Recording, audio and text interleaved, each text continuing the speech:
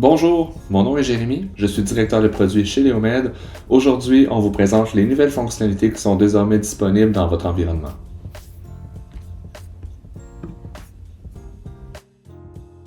Pour débuter, nous avons ajouté la détection automatisée des événements électriques du cœur. C'est une fonctionnalité qui nous a été demandée à maintes reprises, dans un contexte par exemple où est-ce que le clinicien est en train de regarder un ECG en temps réel dans Léomède, mais on ne peut pas rapidement voir est-ce qu'il y a une arythmie ou autre. Donc désormais, la plateforme génère en fait des alertes lorsqu'une arythmie par exemple ou un trouble de conduction peut arriver.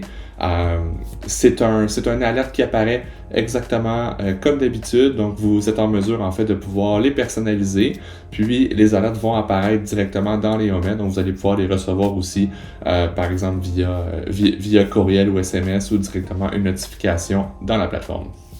Un autre changement dans cette mise à jour, c'est qu'on peut désormais changer un groupe de protocoles lorsqu'on effectue un lancement avec un patient. La demande a été soulevée à maintes reprises lorsque, par exemple, j'ai un patient, je lui assigne en fait un groupe de protocoles. Par contre, dans mon groupe de protocoles, j'ai un protocole qui ne va pas nécessairement s'appliquer avec ce patient-là. Donc, ce qu'on a fait en fait, c'est que dans la plateforme de lancement ou directement lorsque vous lancez un groupe de plan de soins avec un patient, vous êtes en mesure de pouvoir retirer un protocole particulier ou d'en ajouter un dans votre groupe, ce qui vous donne vraiment un max de flexibilité. Donc, on reprend le même contexte. J'ai mon patient X avec un groupe de protocoles déjà prédéfini, mais par exemple, le protocole Y ne s'applique pas. Je peux simplement le retirer et en ajouter un autre au besoin.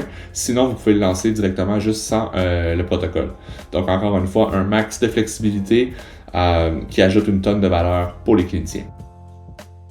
En rafale, nous avons fait quelques changements aussi dans la plateforme, notamment au niveau des suivis des téléchargements dans le centre de sécurité. Donc, vous êtes en mesure de voir en fait les différents fichiers qui ont été téléchargés dans la plateforme, dans l'onglet Détails à droite à partir du centre de sécurité. Il y a aussi une bonification des courriels de sécurité qui ont été faits. Donc, certains ajustements ont été effectués à ce niveau-là.